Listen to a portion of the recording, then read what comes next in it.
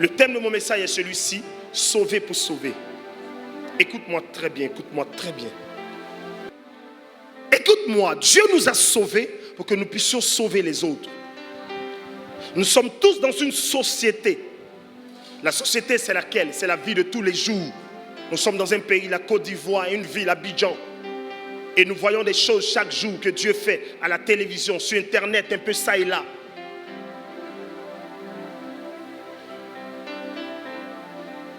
Mais toutes ces choses que nous voyons, ce n'est pas tout qui nous arrange. Parfois, on a peur même d'allumer la télévision à certaines heures pour ne pas que nos enfants qui sont encore petits tombent sur certaines choses. Comment freiner et stopper ce fléau? Parfois, vous sortez la nuit, vous allez à des rendez-vous, des invitations, vous voyez des personnes habillées d'une façon. Toi-même, tu es femme, tu as honte à sa place. Et te demande, mais pourquoi elle s'habille comme ça? Tu es gêné, mais tu ne sais pas quoi faire. En fait, tu n'as que la critique, pardon, même pas la critique, la calomnie. Et tu as des pensées mauvaises envers la personne.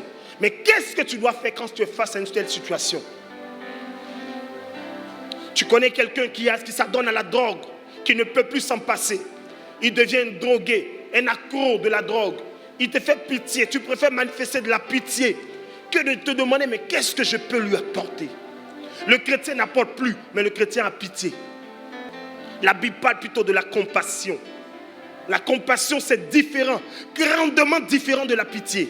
Mais les chrétiens ont la pitié. Ils sont dans la pitance. Ils sont tout le temps en train d'avoir pitié. Hey, elle me fait pitié. Oh. Et ils font des actions envers des personnes par pitié. Ça ne marche pas et ça ne produit rien dans leur vie parce que c'est la pitié qui accompagne.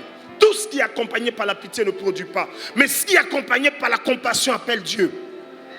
Le diable aussi a pitié. Les sorciers aussi ont pitié. Mais les sorciers n'ont pas de compassion. Tu me demanderas c'est quoi la différence entre pitié et compassion? Il fallait prendre ton dictionnaire Larousse. Et tu vas chercher. Moi, ce n'est pas là mon message. Mais je suis en train d'envoyer quelque part. Suis-moi seulement. Les chrétiens sont dans la pitié. La pitié, c'est Mais la compassion, c'est celui qui peut voir que là, je peux profiter de cette occasion pour l'aider et le connecter à Jésus-Christ de Nazareth. Toujours à côté de la compassion se trouve Jésus. Mais la pitié, c'est celui qui fait ça. Je vais vous donner un exemple. Donnez-moi quelque chose. Donnez-moi un billet comme ça. Donnez-moi un billet. 1000 francs, n'importe quel billet. Un billet, s'il vous plaît, rapidement. Un billet, je vous redonne tout à l'heure. Donne-moi un billet. Peu importe le billet, donne-moi. Je te remets tout à l'heure. Merci. Lève-toi, ma fille. Elle est en train de pleurer. Pleure. Ça ne va pas. Tu as quoi? Elle a besoin de 1000 francs seulement. Dis-moi, tu as besoin de quoi? Elle a juste besoin de 1000 francs pour se défendre, pour régler un petit problème. Elle n'a pas encore moyen depuis le matin. Et puis elle dit, hé, ma soeur, tiens, il faut donner le nom du monsieur là. Hé, ah, tiens, ma soeur, vraiment, Yako, il faut prendre ça. Ça, il a manifesté de la pitié. Je lui ai donné, rendu service, et puis il a continué ma route. En faisant, hé, et puis après, mon frère Anissé vient. Tu as vu la fille là? 2000 francs pleure. Ah, Abidjan, c'est compliqué de. Vous avez dit que même s'il voulait, même la là, 2000 elle a accepté. Ça, c'est ivoirien, c'est le chrétien, il a pitié. Il a pitié. Mais la compassion, c'est quoi? Redonne-moi les 2000 francs. Je vous explique maintenant ce que c'est que la compassion. Quand la Bible parle de compassion, pleure encore, pleure grave, même pleure. Crie, ça prend toute l'église. Waouh, crie. Elle a pleuré. Je viens. Ma soeur, qu'est-ce qu'il y a?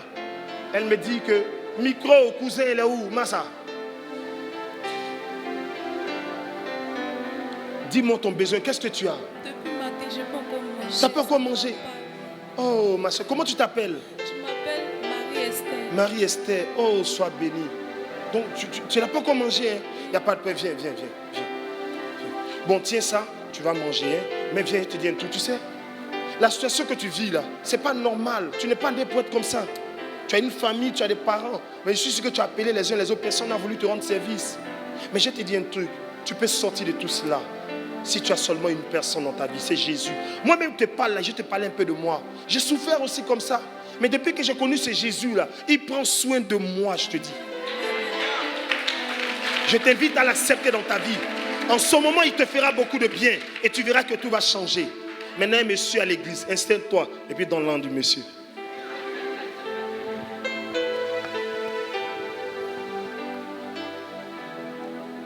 Amen. Ça, c'est de la compassion. La compassion, c'est celui qui entend son frère pleurer. Le compatissant, c'est celui qui voit son frère pleurer. Lui tend la main au premier secours, à la première demande, à la première requête. Et lui présente la solution la plus intarissable. Eh ma soeur, tu as eu quoi? Ton enfant a eu quoi? Tu dis quoi? Il a eu Firon. Eh, tu n'as pas pu payer même tout, pas de main dessus. C'est combien?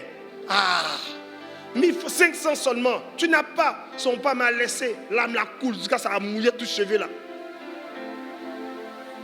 Bon tiens, 5000, mets ça sur toi. Ah, vraiment courage, hein, ma soeur. Eh, Tchouchou, en ce moment l'enfant s'appelle Tchouchou. Tchouchou, faut pas pleurer. Maman, elle va payer ton petit mets sur toi. Et puis bon, vraiment, je reviens, hein, que Dieu te garde. Vraiment, merci, ma soeur, Père s'en va. Tu as eu de la pitié. Un homme qui a pitié ne parle pas de Jésus. Le diable aussi a pitié. Donc quand tu as pitié là, tu tends la main à quelqu'un. Maman a des problèmes, son pied lui fait mal. Eh maman, tu avais encore 20 000 tiens, maman. Ah maman, sois bénie. Il y a eu de la pitié. Ah mon frère, tu veux quoi un boulot? Il n'y a pas pour tiens le petit boulot tu as fait. Salaire bon, débute-toi 50 000, commence avec. J'ai eu de la pitié pour lui, mais la compassion pour lui. Je lui donne non seulement ce qu'il m'a demandé, et je lui présente la source intarissable. Combien d'entre vous ont de la compassion? Combien d'entre vous manifestent la compassion dans leur entourage? Dites-moi, il y en a combien? La pitié, c'est le fait de tendre la main et puis donner d'eau. Mais la compassion, c'est de tendre la main et prendre la personne là où elle est tombée, l'aider à se relever, à se retrouver, à se rhabiller, à se revêtir, à reprendre le chemin, retrouver du courage et du zèle. C'est ça la compassion. Voici pourquoi nous sommes chrétiens. Voici pourquoi on nous appelle enfants de Dieu. Est-ce que je peux parler à quelqu'un? Quel évangile avez-vous reçu? De quel Dieu on vous a-t-il parlé? On vous a parlé alors? Le Dieu qui abandonne ou qui expose ses enfants? Moi, on m'a prêché le Jésus qui aime, qui sauve et qui délivre. Que ce Jésus se révèle à vous ce matin au nom de Jésus. Dis-moi amen bien. Dis-moi amen. Écoute-moi s'il te plaît, je vais te parler. Paul a dit ceci. Même si je dois perdre ma vie pour la cause du royaume, je suis prêt. Même si je dois tout perdre pour la cause du royaume, je suis prêt. Et Paul est allé à Jérusalem. Ce qu'Agabus, le prophète, a vu, le prophète des signes authentiques a vu, cela s'est réalisé comme Agabus avait vu. Mais la Bible dit ceci, Dieu va sauver Paul. L'une des premières choses qu'on doit faire quand on est sauvé par Dieu, nous devons aller sauver les autres. Personne n'est dans une sécurité totale. Les gens que vous voyez, il y a des hommes qui vont à l'église qui ne sont même pas convertis. Battez-vous pour les gagner dans le Seigneur. Ne ferme plus la bouche. Parle de Jésus autour de toi. Annonce Jésus chaque jour que tu te lèves. À ton mari, à tes enfants. La meilleure des solutions qu'on peut manifester envers une personne qu'on sait qui a besoin d'aide, c'est de la compassion. C'est de l'aider à sortir. Mais toi, tu parles au dit, toi, même quand on t'invite, il ne vient pas. Bon, il ne t'invite plus. Non, ne fais pas ça. Tu as invité, la personne n'est pas venue, tu es encore sur elle. Chaque jour, tu lui parles. Tu as un petit temps, peut-être qu'elle ne vient pas, mais il faut l'enseigner la parole à la maison. Tu ouvres ta Bible, vraiment, viens, on va prier. Tu vas même chez elle, viens, on va prier. Tu te rends là, tu parles avec la personne. Tu l'encourages, tu l'exhortes, tu l'encourages, tu l'exhortes. Un jour, elle finira par accepter et te suivre, venir avec toi dans le Seigneur. C'est ça, le but pour lequel Dieu nous a sauvés. Maintenant, comment faire pour réussir cela? La première des choses, c'est la détermination. Il faut manifester ce qu'on appelle la détermination. Paul était déterminé. Paul avait en lui une détermination farouche qu'on ne pouvait pas enlever. Paul avait en lui une force qui l'habitait, qui faisait qu'il pouvait se lever et aller parler de Christ aux gens. C'est la détermination. Qu'est-ce que c'est que la détermination? La détermination, c'est avoir en soi, en nous, une précise idée, un engagement précis, une orientation précise, par rapport à une mission précise. On ne se perd pas d'objectif. On sait pourquoi on s'en va. Ton but, c'est de gagner quelqu'un. Parce que tu dois la sauver. Tu sais au fond de toi que cette personne en question, à qui tu es en train de parler, que le Seigneur t'a inspiré de parler là, elle a des problèmes. Et puis on n'évangélise pas forcément une personne parce qu'elle a des problèmes ou parce qu'elle n'a pas de problème. Non. C'est inéluctable, c'est important. C'est un devoir pour tout homme d'appartenir à Dieu. Le premier point, c'est quoi? Là, j'ai pas compris là quoi? Un homme déterminé ne s'arrête pas. Si vous avez un enfant que vous voulez gagner, ne vous arrêtez jamais. Il peut ne pas vous écouter aujourd'hui, mais continuez de vous battre. Soyez plus les gens, les chrétiens qui s'arrêtent en cours de rue, sont découragés. Je vous ai dit ceci, le découragement ne fait pas partie du langage du chrétien. Le chrétien est déterminé jusqu'au soir de tout. Un homme, une femme déterminée, c'est la personne qui se battra pour avoir le résultat qu'il recherche. Battez-vous. Soyez déterminés, soyez concis, précis. Soyez mieux orientés. Tu veux un diplôme, bats-toi pour l'avoir. Tu veux gagner quelqu'un, bats-toi pour le gagner à Christ. Il ne suffit pas de gagner une personne. En plus de l'avoir gagné, il faut la suivre, l'encourager, l'emmener à accepter, lui montrer comment on prie. Mais toi-même, si tu ne sais pas faire toutes ces choses, comment tu peux aider quelqu'un? C'est pourquoi on te montre, il faut apprendre, il faut saisir pour que tu puisses donner cela à quelqu'un. Dis-moi Amen. Dis-moi Amen.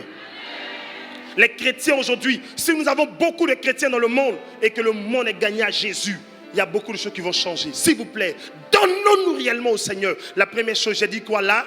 Détermination. La deuxième chose, rapidement, Jérémie chapitre 1, le verset 9. La deuxième chose, c'est ouvrir la bouche. Ouvre la bouche. Marque un point, ouvre la bouche. Vas-y, Jérémie 1, verset 9. Je lis la parole du Seigneur dans le livre de Jérémie, chapitre 1, à partir du verset 9. Vas-y. Puis l'Éternel étendit sa main et toucha ma bouche.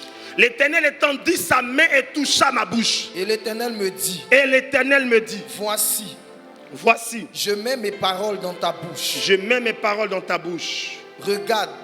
Regarde. Je t'établis aujourd'hui sur les nations et sur les royaumes, pour que tu arraches et que tu abattes, pour que tu ruines et que tu détruises, pour que tu bâtisses et que tu plantes. Amen. C'est bon, acclame la parole de Dieu. Acclame bien la parole de Dieu. Dieu dit, je mets ma parole où ça? Il a dit, je mets ma parole quoi? J'ai pas entendu. Il a mis, je mets ta parole où? Dieu met sa parole dans ta bouche. Écoute-moi, écoutez-moi, tout le monde, assieds-toi bien, regarde-moi. À toutes ces personnes qui ont peur de parler de Christ, qui ont peur d'annoncer Christ, ce n'est pas toi qui parles de la part de Dieu, c'est Dieu lui-même qui parle de sa part au travers de toi. Tu n'es rien d'autre qu'un simple canal. Tout ce que je vous dis, il n'est pas bossé. Les seules choses que j'ai fait, c'est de noter des passages bibliques pour qu'on puisse les lire. C'est tout. Et marquer les grands points. J'ouvre la bouche et me donne de l'intelligence. C'est lui qui met l'intelligence en moi, la sagesse en moi. C'est pourquoi Salomon a dit, je ne peux si toi tu ne me donnes pas la sagesse. C'est Dieu qui donne à l'homme le vouloir et le faire. Le pouvoir et le faire, c'est Dieu qui met cela en un homme. Ouvre simplement la bouche, ta bouche deviendra comme un glaive. Ta bouche deviendra un instrument qui va commencer à bouger seul. Tu vas finir de lui parler, c'est sa vie, tu lui as raconté. Il y a une de mes filles qui évangélisait beaucoup. Elle dit, papa, à un moment donné, les gens disaient qu'il y a un don de révélation. Il y a deux manifestations de la révélation. Il y a trois dimensions, plusieurs, mais je vais parler de trois seulement. Il y a une dimension de la révélation où on songe au pouvoir des choses. Mais on a dépassé le stade de dormir pour voir. Tu n'as pas le dormir la journée là pour voir quelque chose, quelqu'un avant de partir chez lui. Non. L'autre dimension de la révélation, c'est l'inspiration. Ça veut dire quoi? Pendant que tu es avec la personne, une voix te parle. Une vision vient dans ton esprit. Une pensée vient dans ton esprit, dans ton cœur. Tu lui dis, regarde ce que Dieu me montre. Dieu me dit que tu es malade. Tu étais à l'hôpital hier. Oh, il tique. Et une autre dimension, on appelle ça la dimension où Dieu se sert de ta bouche pour parler. Tu ne sais pas ce que tu vas dire, tu n'as rien prévu. Quand tu ouvres la bouche, les mots sortent de ta bouche. Toi-même là, quand tu finis là, tu ne sais pas ce que tu as dit. La personne, elle pleure seule. Elle pleure seule. La personne se soumet seule. Son cœur descend seul. Sa tension descend seule. On lui demande, mais qu'est-ce qui se passe? La personne dit, mais je ne sais pas. Je suis touché, je ne sais pas ce qui m'a pris. Mais ma vie, tu as raconté. Toi-même, tu es étonné. Toi-même qui as parlé là, tu es dépassé. Parce que tu ne sais pas ce que tu viens de dire. Tu n'as pas préparé cela. Tu ne t'attendais pas à dire ces choses à la personne. Tout simplement, tu t'es rendu disponible. Tu as accepté de parler. d'ouvrir la bouche. Il dit, ouvre la bouche, je mettrai dans ta bouche des paroles. Jérémie a dit à l'Éternel, mais je ne sais pas parler, je suis qu'un enfant. Il dit, non, ne dis pas que tu es un enfant. Ouvre simplement la bouche. I'm gonna use your mouth to talk. J'utiliserai ta bouche pour parler. Et je mettrai moi-même, l'Éternel, les paroles dans ta bouche. Quand tu parleras, le monde saura. Celui à qui tu parleras saura que tu parles de ma part. Quelqu'un ne m'a pas dit amen. La personne saura que tu parles de ma part et que tu es en train d'annoncer des oracles. Tu es en train d'annoncer des paroles qui viennent de moi. Ouvre simplement la bouche. Dis à ton voisin, ouvre la bouche. Tu as peur de quoi? Parle de Jésus. Tout le monde a besoin de Jésus. Même le gérant des bars a besoin de Jésus. On ne lui demande pas d'arrêter de gérer son bar. On dit n'a qu'à se donner à Jésus. Le reste là, ça ne vient pas de toi. C'est Dieu qui va le transformer. C'est Dieu qui va le changer. C'est Dieu qui va le toucher. C'est Dieu qui va l'amener à lever, à arrêter sa vie. Quand on va évangéliser, on ne le condamne pas. On évangélise avec beaucoup d'amour. Beaucoup de bonnes manières d'approche. On est tout en train de vilipender, critiquer, calomnier. On a tout pitié. Ça c'est quoi ça encore? C'est quelle église ça? C'est quel quoi? C'est quoi? L'église n'a pas été appelée à calomnier. C'est pas ça la mission de l'église. Vilipender nos hommes de Dieu, écraser nos pasteurs, les insulter en longueur de journée. Montrez-moi un jour sur Facebook où on a vilipendé des imams. Que Dieu te bénisse. Qui veut évangéliser désormais? Qui sent qu'il a le courage de parler de la part de Dieu? Non, je n'entends pas ton amen. Qui sent qu'il a la force de parler de Jésus? Lève-toi. Elle vient d'arriver pour la toute première fois. Rapproche-toi de moi. Tu as eu un enfant. Micro. Non, je n'ai pas d'enfant. Tu n'as pas eu d'enfant. Je vois un enfant qui est en train de pleurer derrière toi. L'enfant crie. L'enfant pleure. L'enfant crie, l'enfant pleure. L'enfant a attrapé ta robe comme ça. Mais tu ne vois pas l'enfant. Je demande au Seigneur, mais pourquoi tu ne vois pas l'enfant? Dieu me dit, tu as donné dos à l'enfant. Tu vis avec un homme présentement. Oui. Vous n'avez pas encore d'enfant. Pas d'enfant. Tu veux un enfant avec lui. Oui. Ok. Tu avais eu une grossesse. Oui. Et tu as fait passer la grossesse. Oui. Étant avec cet homme. Oui. Parce que tu n'étais pas encore prête. Tu n'étais pas sûr de toi. L'enfant est derrière toi. Si quelqu'un aimait la révélation, il donnerait gloire à Dieu.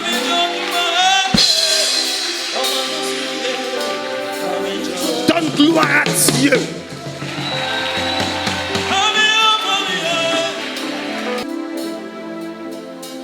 Écoute-moi, Aïcha, me dit l'Esprit de Dieu ce matin.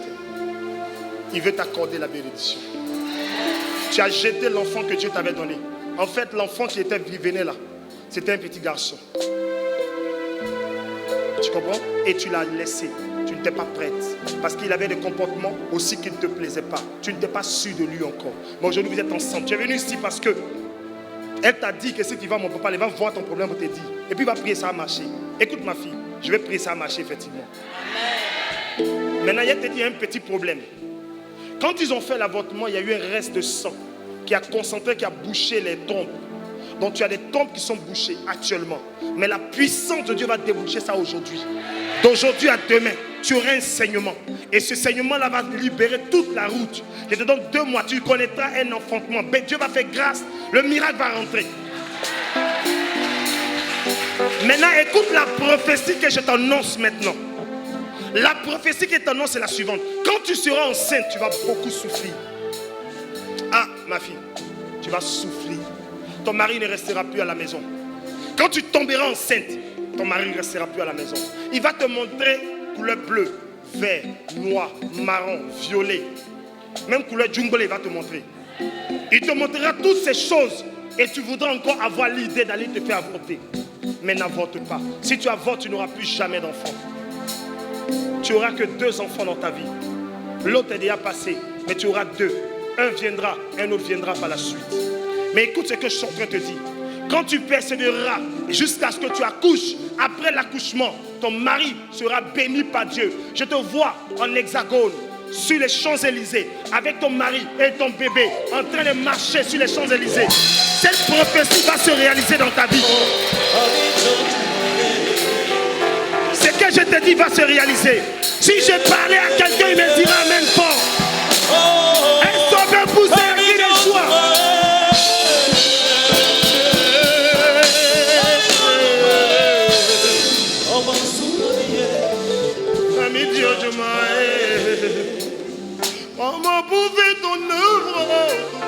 qui m'appelle, oh. Lève tes deux mains. Oh mon pour faire ton œuvre, toi qui m'as choisi. Tout le monde se lève. Oh mon pour faire ton œuvre, toi qui m'appelles, oh. Prends-moi et prends-moi, toi qui m'appelles, oh.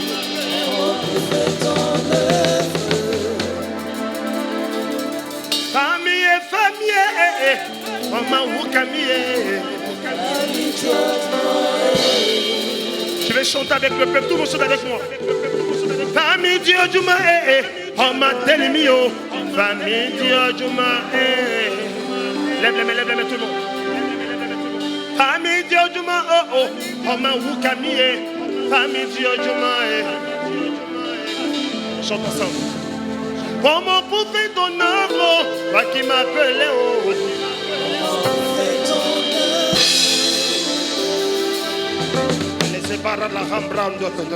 Je te bénis et j'affecte ton ventre. Power in the name of Jesus. Il y a un mouvement qui se passe dans le ventre maintenant. Power in the name of Jesus. Je déclenche le mouvement. La première trompe est touchée, celle de ma gauche. Power in the name of Jesus. La deuxième est touchée, celle de ma droite. Maintenant le mouvement se passe à l'intérieur de toi. Tu vas sentir un mouvement de saignement qui va venir avec des caillots de sang qui seront noirs, du sang noir. Power! Avec une odeur bizarre. Mais c'est ta délivrance. Après cette phase, prépare-toi à être enceinte. La grâce de Dieu est avec toi. Va et viens témoigner la grâce de celui qui m'a dit Amen et béni. Amen.